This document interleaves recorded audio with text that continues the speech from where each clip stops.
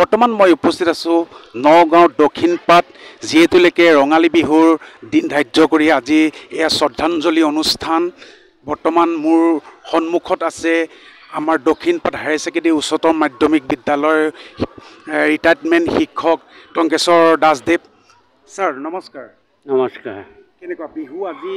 বিহু মানে শ্ৰদ্ধাঞ্জলি অনুষ্ঠান, অতি শ্ৰদ্ধাঞ্জলি অনুষ্ঠান শ্বহীদসকলক স্মৰণ কৰা হৈছে, অৰ্থাৎ যিসকলে এই অঞ্চলৰ অস্তিত্ব ৰক্ষাৰ কাৰণে জীৱন বিসৰ্জন দিলে তেওঁলোকক মই প্ৰণাম জনাইছোঁ আৰু তেওঁলোকক শ্ৰদ্ধা জনাইছোঁ।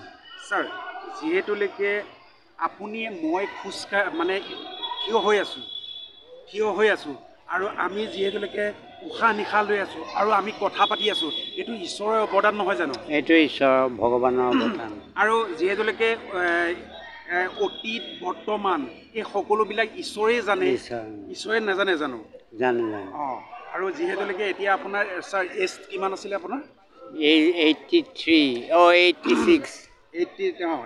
যিহেতুলৈকে আপুনি যিহেতুলৈকে সমাজৰ লগত জড়িত হৈ থাকে, সমাজৰ হকে কাম কৰি থাকে, আৰু এই বহাগে যি বহাগ আহিছে, এই বহাগে যাতে আপোনাক শক্তি দিয়ক মোৰ ফালৰ পৰা মই সেইটো কামনা কৰিছোঁ। আৰু যিহেতুলৈকে আপুনি দেখা পাইছে গছৰ সেউজীয়া পাত,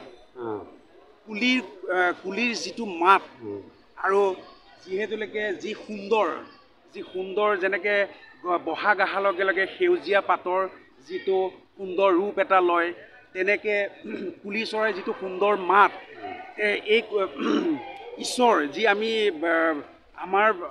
আমাৰ দৃষ্টিকোণৰ পৰা চাবলৈ গ'লে এই পৃথিৱীখনো সুন্দৰ নহয় জানো? পৃথিৱী সুন্দৰ। অঁ, ঠিক আছে, ধন্যবাদ।